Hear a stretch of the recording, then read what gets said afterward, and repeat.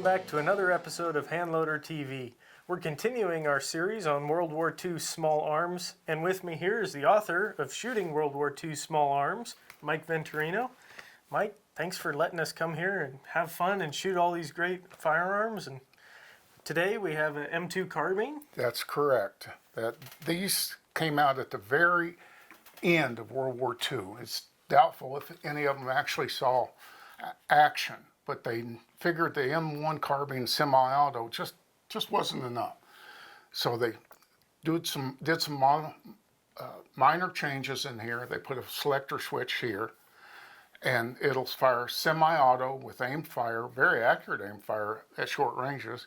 And they said that the M2 part of it, the full auto, was for emergencies only, which meant that's when the enemy was coming through the wire. Right. And it fired the 30 carbine round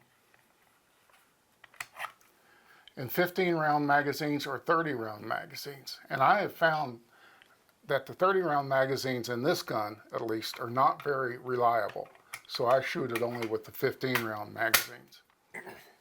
I've heard a lot of complaints about M1 and even M2 carbines and magazines kind of being prone to failure. Have you experienced that at all? Well, they talk about them not knocking the enemy down, not stopping them with one shot, like a .45 automatic pistol would do. Right. But would you rather shoot someone at 50 yards with a 30 carbine or 50 yards with a pistol? Which one are you going to hit them with? The You're going to hit them with the carbine. Sure. Yeah. Yeah. I've never heard of people talking about them failing, in combat against the Germans, but in combat against the Japanese and then the North Koreans, Chinese in the Korean War, they talk about that. And I think a lot of times those people were hopped up on dope and drugs, and I know on Guam in the Banzai Charge there, the Japanese were staggering drunk. Oh, wow. So they might have been able to pack more lead in them than the Germans, but I think it's a very practical weapon. Now, most people would say, well, that's not a submachine gun.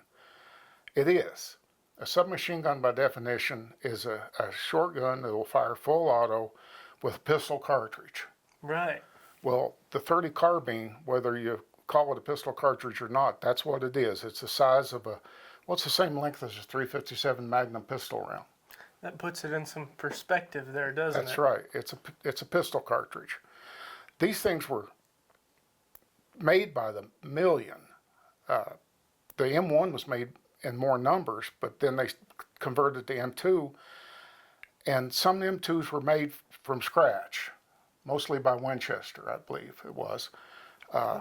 But it was very easy to convert M1s to M2s with just the extra parts. In fact, it's against the law to have an M1 and have the M2 parts in your possession. Really? Yes, but if you have an M2, you can have all the parts you want. Okay. That's an interesting side note. Good to know. They came with a fully adjustable rear sight, windage and elevation.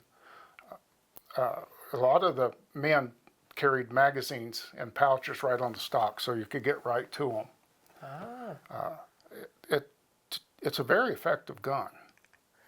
Now, this is one that you have actually taken down to Arizona, and I've gotten to shoot at our annual wolf shoot. That's right. And this is by far one of my personal favorites. I remember you had a steel plate at, I think, 50 yards.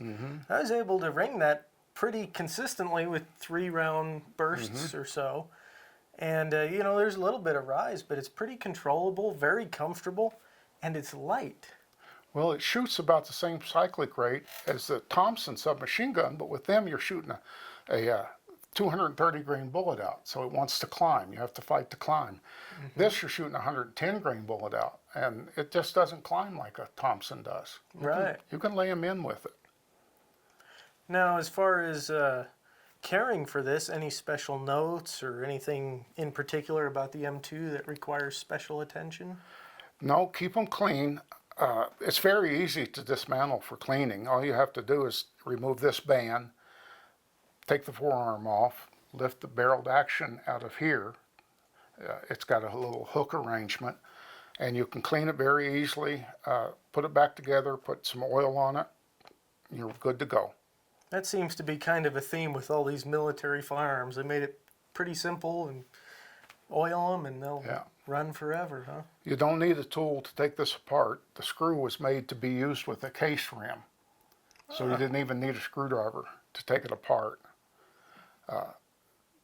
The United States in World War II turned out 6.25 million M1 carbines. Wow. Then after the war, they set about to convert thousands, maybe millions of them, to M2. This is an actually M1 carbine over-stamped with a 2. Really? Yeah. So it started out its life as an M1 and then received the upgrade later on. To an M2. Now, do you think any of the M2s saw service in World War II, saw combat, or? I have read that they sent out some prototypes to combat units in the Pacific. Okay. And they performed very well in combat, and that pushed them over the edge to make this the official, and the M1s were made semi-official or secondary issue.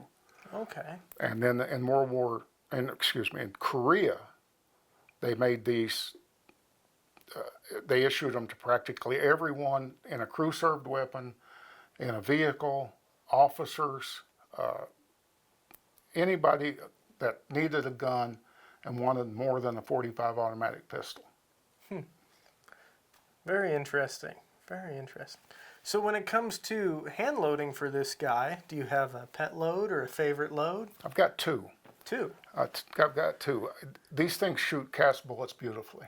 Okay. I shoot it with linotype, made bullets cast of pure linotype with gas checks. And I shoot them over 14 grains of accurate 5744. Okay. It gives about 1,700 feet per second. That's pretty good. And then if you want to duplicate original military ballistics, then 14.5 grains of Hodgson 110 and a 110 grain full metal jacket bullet. It's perfect. Perfect. About 1,900 feet per second. 1,900 feet per second? Yeah. That sounds great. And when we shoot these, when we get down to the range, I have both cast and jacketed bullets, so you can try. That'll be awesome. Speaking of that, I think it's about that time. What do you say we take this guy, go to the range, and let's try out those cast and jacketed bullets in it? Yep, we're going to make plenty of smoke today. Sounds good to me. All right, Mike, we've got the .30 carbine magazine, and you have The M2 Carbine. M2 Carbine. Select fire or full auto. In my opinion, this is the most practical of all submachine guns, even though technically it's not a submachine gun. In reality, it is. Okay. And it fires from a closed bolt, correct? Closed bolt, so it's very accurate for pinpoint firing. In the little bit of shooting we've been doing, I've kind of appreciated the closed bolt guns. You bet. All right. Okay.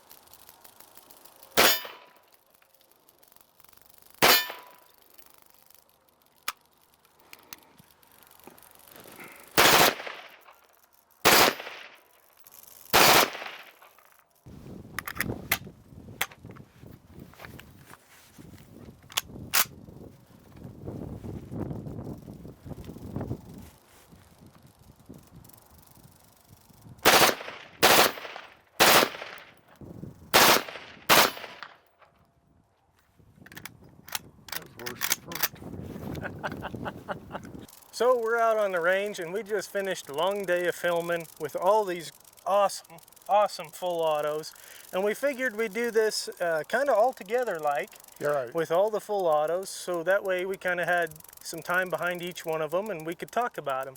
We'll have individual videos on each of these awesome World War II firearms, so be sure to check out each one individually.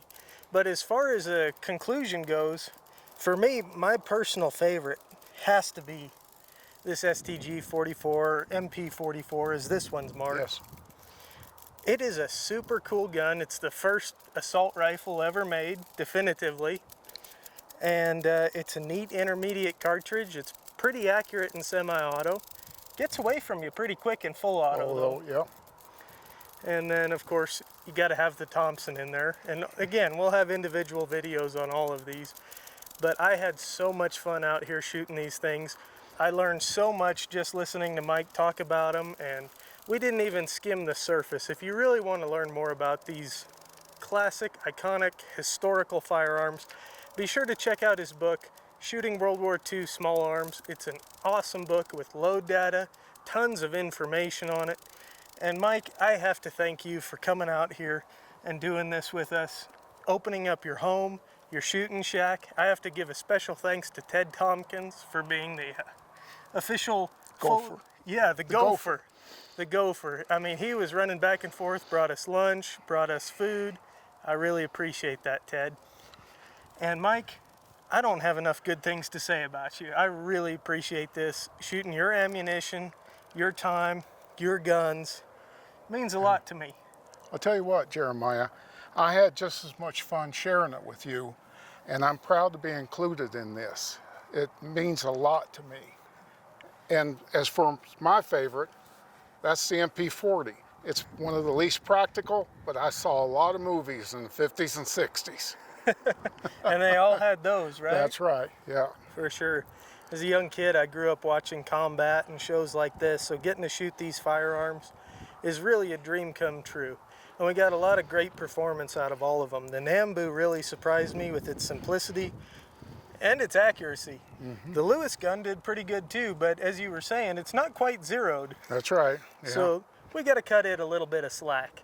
But it was a lot of fun to shoot. Great cartridges.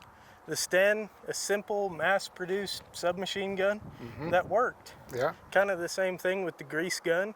They put it in tanks, as you were saying. And so I got to learn a lot about these. Well, don't forget the M2 Carbine. And the M2 Carbine. What an awesome, accurate little rifle. If you were in a tough spot, that'd be the one to have. Probably the most practical, you were saying. Definitely, most practical. Most practical. Well, thank you so much for watching. We really do appreciate it.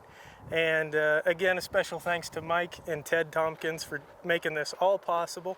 Don't forget to hit that like button. Be sure to subscribe and hit that bell icon so you're notified when we post our next video.